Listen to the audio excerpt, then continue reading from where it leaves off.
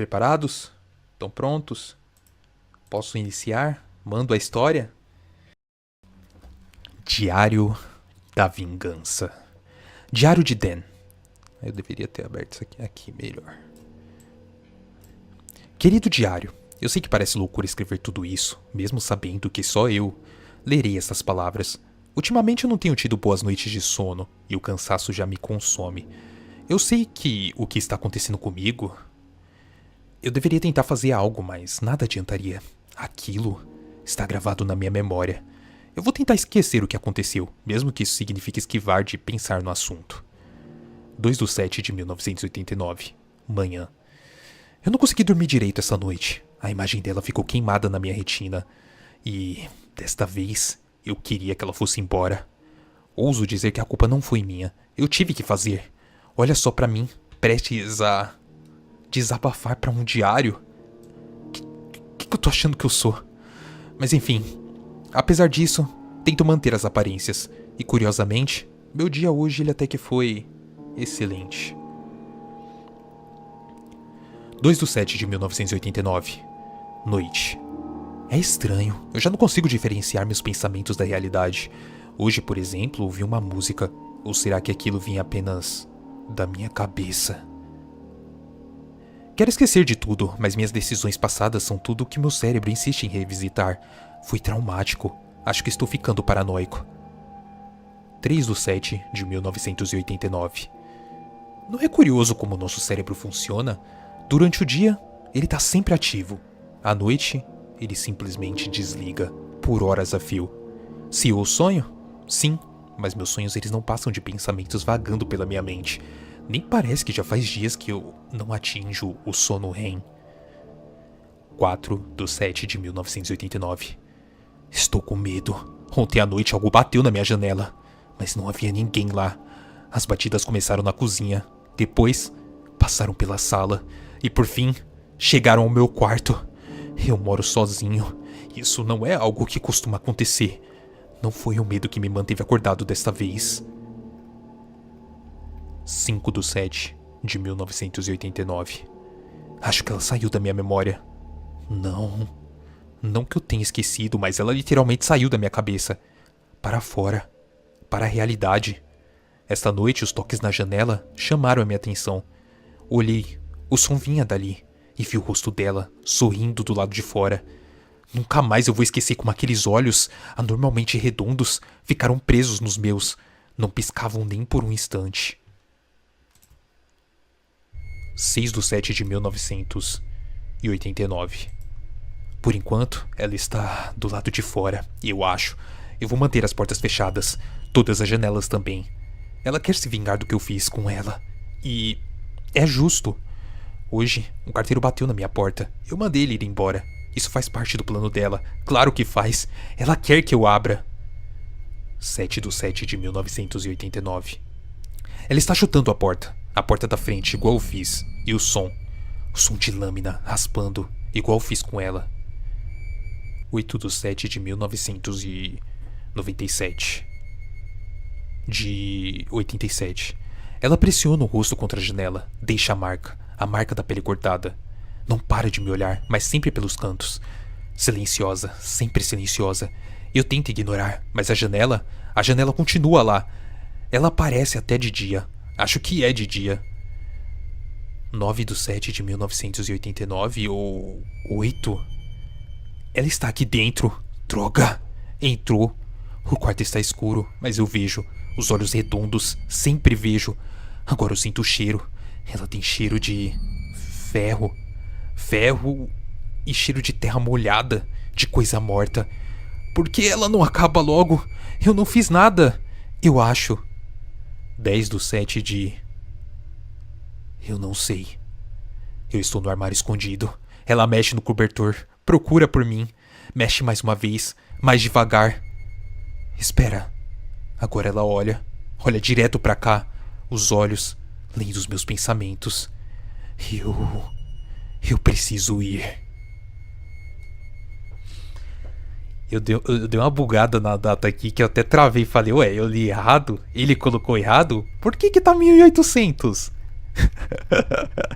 Mas foi só uma data também. Aí depois de 1898, 1898 veio 1987. Aí eu, peraí, mas não era 1889? E como que voltou pra 87? Eu buguei a cabeça inteira, mas...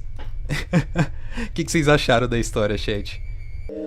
Tá, como sempre, vamos dar a nota aí pro escritor?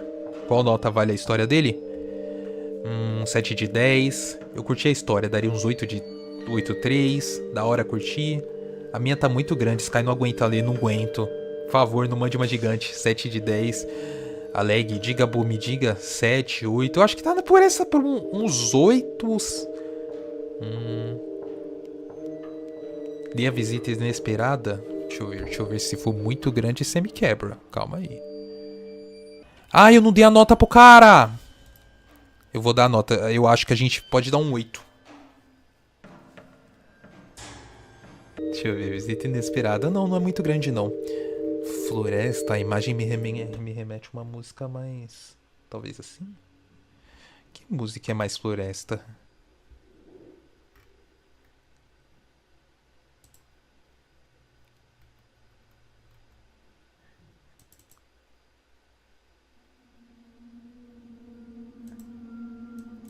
Isso aqui é floresta.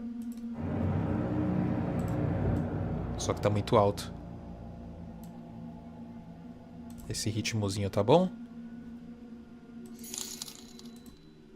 Oh, alguém deu um superchat, deixa eu ver. Darkzin, obrigado pelo superchat, cara. Muito obrigado, mano.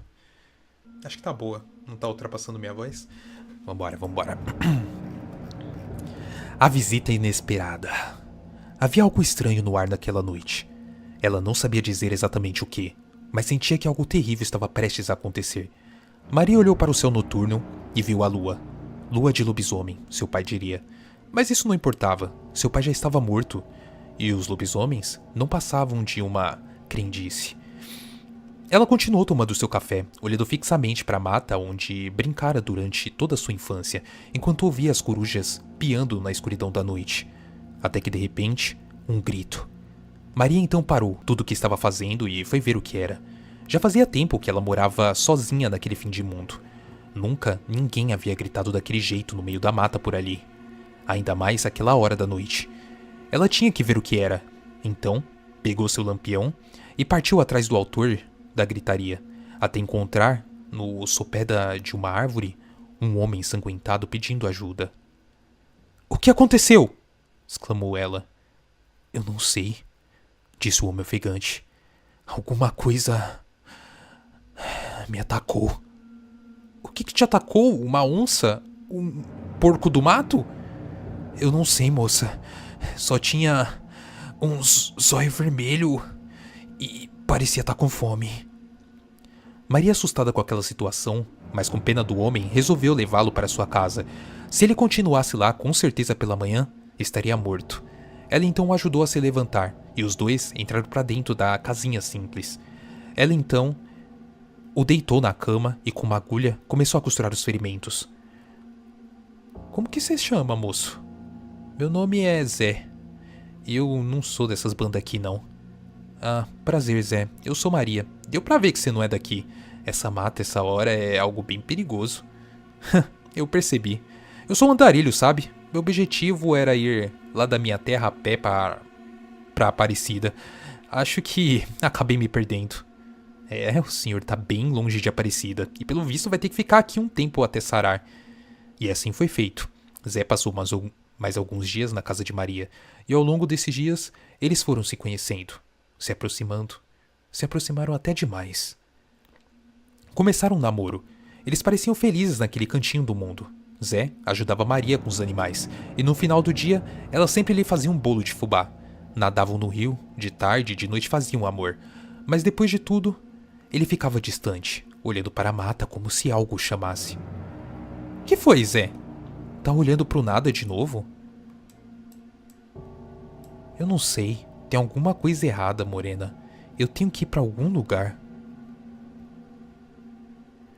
"Você não tem que ir pra lugar nenhum. Tem que ficar aqui comigo."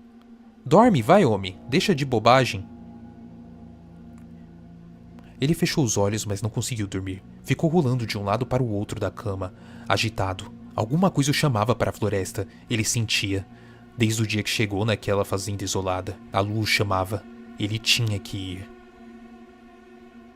Como que num transe, sem que Maria percebesse, ele levantou da cama e pulou pela janela, correu até a mata e foi atender ao chamado da lua.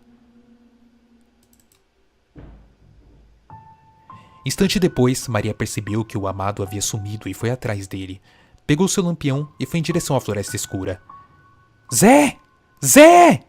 Cadê você, homem? Como resposta, Maria ouviu apenas um grunhido vindo de trás dela, e depois um arfar como se fosse de um cão. Ela virou-se e viu os olhos de Zé que brilhavam na noite, ferozes como os de uma onça faminta. Aquele, porém, não era mais o homem que ela amava. Aquilo era uma fera, um monstro, um lobisomem. Seu falecido pai estava certo, afinal de contas. Naquele instante, enquanto o lobo a encarava, ela apenas fechou os olhos e rezou para que tudo passasse o mais rápido possível. Lobisomens, lobisomens, me gusta de história de lobisomens.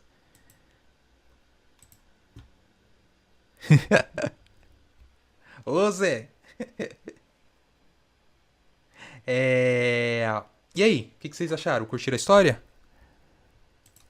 Deixa eu voltar a nossa música. Eu tenho que dar a nota do cara ali também, da história dele, né? Que a gente decide um 8. Eu gostei. É o Zibilome, 7 de 10, 9 de 10. É o Zibilome. Lobisomem, clássica, um 7. 6 de 10. Faltou o sotaque caipira. Eu não peguei que era caipira no meio do texto. Eu peguei depois quando eu vi o Zé, o homem. Aí eu, agora eu já fiz voz normal. Mas faltou o sotaque caipira. O Dark Romance ficou só no Dark. Lobisomem. Cara, eu acho que fica num 8 também igual ao outro. Acho que essas duas dá pra gente dar um 8, cara. Fecha um 8. Eu fecho um 8. Vocês fecham um 8? Acho que dá pra fechar um 8, né? Nota do chat. Eu gosto de história de lobisomens. 8. E na história do cara que soltou aqui a experiência, vai tomando nota do chat. 8. Perfeito, perfeito. Tá bom, né? Se for do Boom é menos 10. Caraca. Vambora. Próxima história. A experiência do fim. Preparados? Preparados? Preparados? Lá vamos nós então. Aumentar um pouquinho para surdar vocês. A experiência do fim. Você já pensou para onde iremos após a morte? Porque eu sim. Pode ter certeza que sim. Desde o momento que acordo até que deito a minha cabeça em meu travesseiro, esses pensamentos continuam inundando a minha mente, como se fosse uma tempestade, um furacão dentro de mim. Aonde iremos após a morte? Por que morremos? O quão insignificantes somos na vida? Tem alguma coisa do outro lado? Caso exista uma outra vida pós-morte, irei me lembrar dela? Irei virar a mesma pessoa que era antes?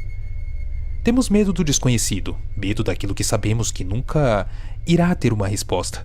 Mas eu nunca fui acostumado a ficar sem uma resposta. E por causa disso, por conta da minha curiosidade, que me tornei um cientista muito renomado. Durante exatos 3 anos, esses pensamentos têm me acompanhado mais e mais. O medo voltou, acompanhado de raiva de não saber e da tristeza de saber. Saber que eu morrerei. Tristeza em saber que eu perderei as pessoas que amo também. Desculpa. Eu não me apresentei ainda. Me chame de senhor cientista. O meu nome não será necessário. E é sempre bom mantermos as aparências, não é? Bom, você se lembra que eu falei sobre eu ser um cientista? Pois é.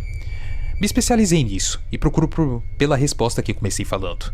Quero entender sobre a morte, mas para isso, me seria necessário o consentimento do meu chefe e todo o resto.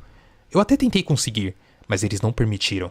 Já fizeram testes antes para saber sobre o que vem após a morte. E resultou em diversas mortes, mas eu não gosto de ouvir um não. Então, decidi montar o meu próprio laboratório em minha casa. Não se engane, não é igual nos filmes. Não sou um cientista maluco, e sim o senhor cientista. Desde o meu quarto até o porão estão cobertos de papéis, com perguntas que sempre tenho, post-its colados até mesmo no espelho. Não posso esquecer de uma única pergunta. E para toda experiência, existe uma cobaia, desde uma mosca até um ser humano. Acho que já sabe o que eu quero dizer com isso, não é? Nos tempos atuais, o avanço da nossa ciência tem sido tão lento que me irrita. Por isso eu quero testar. Quero testar todos os tipos de coisas existentes, desde reviver um corpo congelado e perguntar como foi a sensação até reviver uma pessoa e tentar entender o que vem na vida pós-morte. Existem diversos relatos, claro, mas não me contento com isso. Alguns dizem que sentiram uma paz extrema, mas o que seria essa paz para cada pessoa? Outros dizem que viram a famosa luz no fim do túnel. Porém, o que tem após essa luz? Pessoas cegas conseguem ver essa tal luz? Eu nunca fui de acreditar que existia um Deus. Esse foi outro motivo para que eu entrasse no mundo da ciência. Por isso não acredito em nenhum único relato sobre ver Deus ou eu via o meu próprio corpo. Tudo é questão de perspectiva. A vida, ela é uma perspectiva, e a morte, uma perspectiva desconhecida. Enfim, já chega de falar. Quero lhes falar sobre a melhor obra que já criei. Ela se chama ECR6. É basicamente uma daquelas máquinas de filme. Um capacete acoplado a uma cadeira de metal, com tiras para amarrar a cabeça. É um diferencial, realmente muito importante. No meio do capacete tem uma haste fina, que adentra o cérebro da experiência e então dá um choque de 92 volts. Esse dispositivo, totalmente criado por mim, revive o cérebro por alguns minutos. Claro, existem algumas limitações, como o fato de que, assim que a pessoa morrer pela segunda vez, não será possível a trazer novamente. Enfim, estive trabalhando com isso há muito tempo, e fiz diversos testes durante alguns meses para trazer os melhores relatos existentes. Experiência 1. Jacksonville. Idade, 34 anos. Causa da morte, parada cardíaca. Familiares, desconhecidos. Relato, o paciente acorda se debatendo, seus olhos se reviram. Eu faço a pergunta habitual. Ele responde de fórmula trêmula. O céu? Tudo aquilo de mim? Eu preciso de salvação. Experiência 7. Hannah Dunford. Idade, 19 anos. Causa, AVC. Familiares, mãe. Relato. Ela acorda de forma mais pacífica em uma ocasião como aquela. Seus olhos percorrem pela sala. Então, eu faço a pergunta. Ela responde que viu um ser. Ele era totalmente alto e esguio. A encarava entre as paredes. Diz que parecia um sonho. Ela reclamou de dor. E então, morreu novamente. Experiência 20. Juan Steve. Idade, 29 anos. Causa, acidente de carro. Familiares, desconhecido. Relato. Ao abrir os olhos, ele pergunta de se finalmente chegou ao paraíso. Eu faço a pergunta. Ele sorri, e então fala que viu apenas uma pessoa, um homem, parecido com Jesus, porém com chifres longos que atravessavam os próprios órgãos. Bom, esses foram os melhores relatos que consegui trazer, mesmo com tantas experiências. Porém, teve um que me intrigou. Foi a experiência de número 73. Era uma mulher jovem, aproximadamente 14 anos. Morreu por ferimentos realmente graves. Assim que trouxe o corpo dela, percebi que um sorriso permanecia em seus lábios. Me incomodava profundamente. Eu a coloquei na cadeira e fiz o habitual. A amarrei, limpei seu rosto, arrumei seus cabelos e então a haste foi colocada. O choque foi instantâneo. Ela reagiu, abrindo os olhos e me encarando. Porém, ela começava a rir. Era alto, estridente, irritante, assim como seu sorriso idiota. Eu fiz a pergunta. O que você viu? E a resposta veio entre risadas. Você morto e eu matei. Os arrepios percorreram por todo o meu corpo. E então ela se contorceu morrendo novamente. Eu não entendi o motivo, porém tudo aquilo foi demais. A reação, as palavras, as risadas, seu sorriso, tudo me deixou irritado e eu sabia que não poderia continuar ali. No dia seguinte, a polícia batia em minha porta. Era grosseiro igual a palavra da jovem. Eu levantei devagar, caminhando até a porta e abrindo. Eu não tive tempo para reagir. Fui lançado ao chão e em questão de segundos já estava dentro da viatura. Estava com dor. Tudo que eu conseguia enxergar era ela. Seu sorriso me fazia querer perder a cabeça, no sentido literal. Aquela vadia tinha a merda daquele sorriso cínico, o mesmo que usava enquanto eu a esfaqueava 3 vezes no coração. Você está preso pelo assassinato de 256 pessoas, ocultação de cadáveres e quebra de corpos. Você tem o direito de permanecer calado. Tudo que você falar poderá e será usado contra você no tribunal. Bom, eu não ligava. Minha mente estava no automático e tudo o que pensava era naquela maldita pergunta. O que vem após a morte? Mesmo naquela situação, realmente constrangedora para mim, sou um cientista renomado. Não posso ser preso. Não posso deixar minhas perguntas sem respostas. É impossível. É fudidamente impossível. Estava sentado naquela cadeira, naquela maldita cadeira do tribunal. Todos da Suprema Corte me olhavam com nojo. Meu advogado conversava com a promotora e o meritíssimo. Existiam apenas 4 pessoas de testemunha ali. Uma mulher loira, seus fios iguais ao dela, um homem que a consolava, o velho que me encarava um tempo inteiro e ela. Seus cabelos loiros presos em um rabo de cavalo, exatamente o mesmo penteado que usava quando a trouxe para os meus experimentos. Seus olhos azuis repletos de algo indescritível. Era a dúvida, a ânsia de saber e a ansiedade de não ter a resposta. Era idêntica à vadia que matei, a vadia que retirou todas as chances das minhas perguntas inacabáveis serem respondidas. O Supremo Tribunal discutiu. A pena será de prisão perpétua, sem liberdade condicional. O tribunal havia feito sua escolha. Estou preso, agora sentado na cama de cela. E ela está aqui. Não sou ela como Juan, Hannah, Jackson e os outros 253 que matei. Todos eles me encaram, gritam as perguntas que fiz. Está cada vez pior. O que vem depois da morte? Eu serei outra pessoa?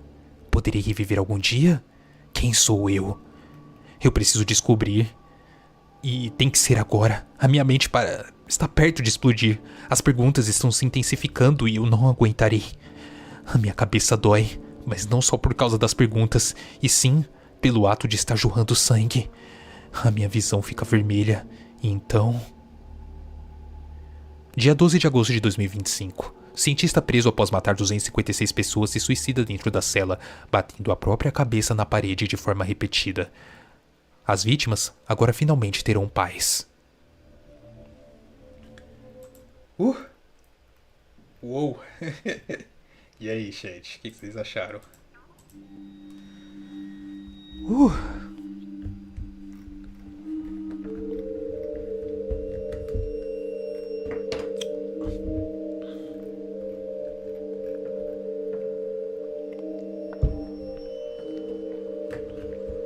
Mandou bem? Nossa. Notas. Mandei notas. Fiz uma história de lobisomem muito boa. Ela é um pouquinho grande, mas o começo é tipo um prefácio. É pequeno, então queria ver a sua opinião sobre o começo da história. Se começou bem, se ela engaja. Cara, manda no nosso server. Tá aí na descrição o ano fixado aqui, que depois eu dou uma olhada, cara. É porque narrar na live histórias muito longas me mata. Não dá pra dar as pausinhas. Não as pausadas. Ficou muito ruim essa frase, mas não dá pra respirar. Quer dizer, até dá, mas enfim. Mano, eu concordo com vocês, velho. Acho que é um 10 mesmo, a história ficou muito boa. Eu não vejo o que ir contra, sabe? Sou cientista, faço o que eu quiser, vou matar todo mundo, não tem problema isso. Como assim eu fui o culpado? Não, eu preciso saber essa resposta. E morreu. Boa, eu gostei, mano. Eu acho que vale um 10 mesmo, concordo com vocês. Caraca, faz tempo que a gente não dá uma nota 10 aqui. Boa, Yuki. Próxima história. Teve alguém que postou uma nova aqui. Eu quero ler. 0. Monstros não existem. Qual que é o tamanho da sua história, 0? Relativamente média. Dá, né? Dá pra mandar uma média assim. Só mais um pouquinho de água, vamos pra próxima. Tão curtindo as histórias? Só teve história boa até agora, hein? A galera tá se empenhando. Da hora, velho.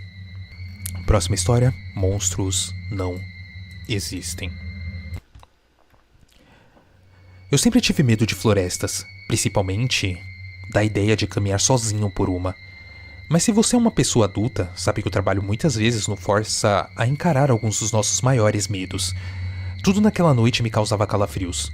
O som dos meus próprios passos amassando a grama e partindo eventuais gravetos. A agitação das folhas ao vento. O canto das corujas empoleiradas no topo das árvores. Tudo era interpretado imediatamente pelo meu cérebro como um sinal de alerta. fazendo com que eu não conseguisse resistir à vontade de olhar para todos os lados a cada 10 segundos. Eu examinava com temor os espaços aparentemente vazios entre as árvores, buscando a origem daquela sensação desconfortável de estar sendo observado. Essa não era uma sensação nova para mim. Na verdade, era algo que me acompanhava desde criança. Antes daquela noite, eu estive numa floresta apenas uma vez. Foi aos meus 10 anos, quando uma boa parte da minha família decidiu se reunir para acampar. E antes do pôr do sol, eu já implorava para o meu pai que fôssemos embora. Ele aceitou minhas súplicas, mesmo que a contragosto, mas isso não fez com que o meu terror terminasse, porque ainda naquela noite, quando voltamos para casa, sonhei que corria sozinho por uma floresta escura, sendo perseguido por uma figura negra com membros impossivelmente longos, sem olhos e com um sorriso sádico e repleto de dentes. Esse pesadelo me acompanharia pelo resto da vida, embora com uma frequência menor conforme o passar dos anos. Olhei para o relógio e percebi que estava caminhando, fazia apenas 10 minutos. Essa percepção fez com que as gotas frias de suor começassem a surgir em meu rosto. Eu poderia jurar que se passaram mais de meia hora e que talvez já estivesse profundo o suficiente na floresta. Porém, ainda estava muito longe. Os próximos minutos foram os piores. A imagem do demônio que assombrava meus sonhos parecia tomar cada vez mais forma da realidade graças à minha imaginação aguçada pelo medo crescente. Ele estava sempre atrás de mim, nunca se revelando por completo. Não importava para onde ou quão rápido eu olhasse, sua figura permanecia sempre nas extremidades da minha visão. Eu podia ver apenas relances de seus longos membros que se estendiam sobre os troncos e galhos das árvores. Seu corpo esguio se movia rapidamente por elas, como um tipo de primata gigantesco vindo do inferno. E conforme se deslocava de uma árvore para outra, eu podia ver por menos de um segundo o seu rosto negro e sem olhos, sorrindo para mim, se divertindo com os meus arrepios. Eu tentei evitar olhar para os arredores e apenas me concentrei em continuar andando, me esforçando para ignorar a sua presença maligna. Havia apenas um pensamento que me servia de apoio, e era o fato de que aquela coisa não me atacaria, porque a sua intenção nunca fora desde a primeira vez que a vi em meus sonhos. Ela só queria me assustar. Meu medo era o suficiente para satisfazê-lo. Sempre foi. Ele nunca nem ao menos encostou em mim, mesmo que claramente pudesse, tendo em vista sua velocidade impossível. Está tudo bem. Não havia razão para se preocupar. De repente, me dei conta de que respirava com dificuldade e que meu rosto estava encharcado de suor. Apesar da noite fria, parei por um breve momento para verificar o relógio e pensei que mais 5 minutos seria bom bastante, mesmo que fosse uma experiência incômoda. Jamais poderia me dar ao luxo de ser desleixado com o trabalho. Quando voltei a caminhar, percebi que havia algo faltando. As árvores ficaram quietas demais de repente, mas o vento, que antes sacudia seus ramos, parecia o mesmo. Não fazia sentido. Até que senti algo tocar as minhas costas e parei bruscamente. Em uma situação comum, eu teria sacado a minha arma na mesma hora e alvejado quem quer que fosse que estivesse atrás de mim, sem pensar 2 vezes. Mas naquela ocasião, seria inútil. Os dedos que me tocavam eram impossivelmente longos para qualquer humano, e o som agudo que eu vi logo atrás da minha nuca não somente não era humano, como estava além de absolutamente qualquer coisa existente na natureza. O mais próximo que posso imaginar seria algo como um violino desafinado, trocando junto das gargalhadas de um grupo de hienas. Apenas pelo seu sorriso sádico, eu sabia o quanto meu terror agradava a criatura, mas aquilo, que parecia ser seus risos, demonstrava um prazer doentio que estava muito além da minha compreensão. Eu não sei o motivo, porém, eu senti que precisava olhar. Se aquele fosse de fato o meu fim, eu precisava encarar aquele ser demoníaco de frente ao menos uma vez na vida. Então, virei-me de costas lentamente e vi. Não havia nada. Olhei para todos os lados, buscando desesperadamente por qualquer presença nos arredores. Nada. No momento seguinte, o farfalhar das árvores retornou, e dessa vez, sem nenhuma criatura se esgueirando pelos cantos da minha visão. Era apenas o vento. Pela primeira vez desde que adentrei aquela floresta, respirei aliviado. Olhei para o relógio e vi que já havia andado o suficiente. Então, peguei a minha pá e comecei a cavar o mais rápido que pude. Enterrei a encomenda em volta por algumas camadas de saco pretos e cobri o buraco. Em seguida, tirei meu celular do bolso, enviei minha localização exata para o cliente e saí da floresta a passos rápidos até alcançar o meu carro. O caminho de volta não me causou sequer um décimo do medo que senti na ida. Principalmente porque dessa vez eram apenas eu, a floresta banhada pela noite, sem nenhuma intervenção infernal. Quando entrei no veículo, enviei outra mensagem para o cliente, dizendo que a entrega foi concluída com sucesso, e senti toda a ansiedade acumulada esvaziar o meu corpo. Quando analisei mentalmente a situação desde o início, percebi que não foi tão ruim assim. Infelizmente, a mulher acabou resistindo mais do que o esperado, e a quantidade de feridas e hematomas no cadáver era significativa. Mas uma vez que o cliente em nenhum momento fez questão de perceber o corpo intacto, não havia com que se preocupar. Tudo que eu precisava agora era dirigir para casa, aguardar o restante do pagamento, enquanto ria da minha própria idiotice. Afinal, todo aquele desespero não era nada além do fruto da minha imaginação fértil, e não havia nenhum monstro vagando pela floresta naquela noite.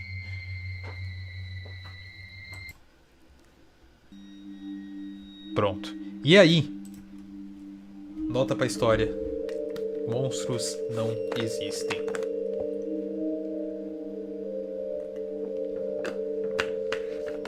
Nossa. Foi boa. Um 7. Isso é louco. Caramba, gostei. Uns 8. O mais importante é o 13º no final do ano. 9/10, 8,5, 7, 10. Eu acho que tá num 8 também, hein? Eu acho que dá pra gente equilibrar um 8 que fica legal. Um 8 seria bacana.